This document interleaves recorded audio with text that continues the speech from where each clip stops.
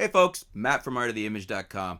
Today I want to talk to you about the 3 big things you need to do as a photographer to pull off a successful bridal show. There's 3 big things you can do to make your bridal show a success, or at least give you a lot better chance at having a successful bridal show. Now, first and foremost, one of the biggest things is your booth. What your booth looks like is what's going to set you apart. It's what's going to draw other people in, your customers, your potential customers, that bride you're looking for, that bride's mom. What you need to do is make sure that your booth catches their eye and draws them in. You need to have it looking professional.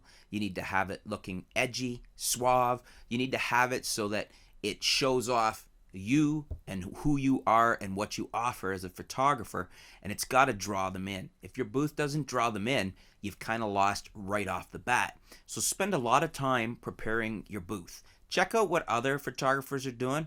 Look at the booths that you think are the most impressive to you, and then see why. Look at the details, look at how they've arranged things, look at what's included in the booth, and break down why those things make up a booth that's important to you or is interesting to you.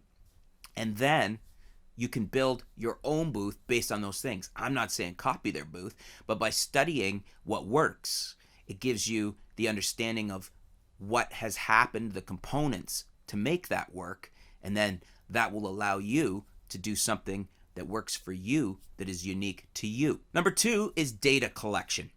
I just put a fancy title on it, but basically what that means is you need to get the information from your prospective clients. Now, one of the best ways to do that is with a draw or with prizes.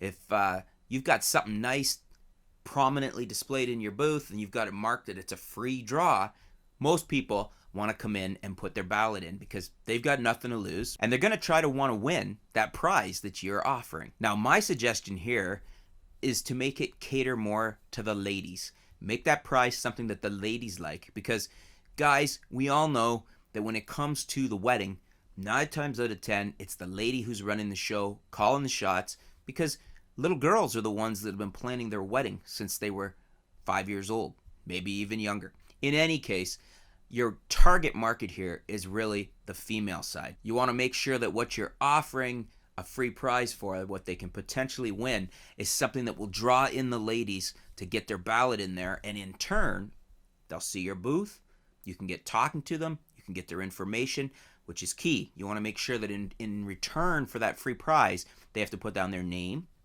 they have to put down at least their email address, and preferably some other information like possibly their phone number if you're comfortable with doing things like cold calling. But you need to get their contact information, data collection. And a prize, a free draw, is one of the best ways to do that when you're working at a bridal show. But the key too is to make sure it's something that they want. Don't be cheap here. A bag of M&Ms is not going to cut it, folks. You want to offer them a free chocolate bar? They probably aren't going to be drawn in to give you their information and put a free ballot in that box. You want to offer them a day at a high-end spa?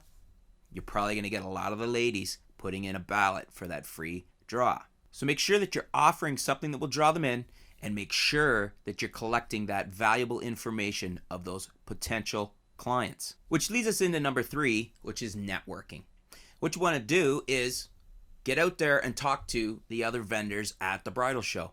Not so much other photographers, although this actually can be a source as well if you get into a good partnership with a few other photographers that are like-minded, or even not like-minded, because if somebody wants something a lot different than what they have to offer, they'll have somebody that they can refer to, which would be you. But you want to network with the other vendors, especially DJs, catering services, things like this, where you guys can share referrals when somebody asks you when you're sitting down at a consultation, oh, do you know of a good DJ? We haven't found one yet. And you can offer them some good advice and offer them a contact information. They'll be thankful for that, because if you're referring them to somebody that's a stand-up person that's going to provide good service, that's an added bonus for them. You're offering them something valuable and saving them time and maybe money. So make sure you get out there, talk to the other vendors at the show, do some networking, and start building up and increasing your contacts in the industry that you're working in. So there you go, folks. Those are 3 main points, 3 main ways that you can be successful as a photographer at a bridal show. If there's something you want to add that you think I left out, feel free to leave it in the comments below. If you have any questions, let me know. And thanks for tuning in, folks. We'll be back soon here at artoftheimage.com with more videos, more articles. We'll keep you up to date with what's going on in the world of photography, videography, and technology. And we'll talk to you soon. Thanks a lot, folks.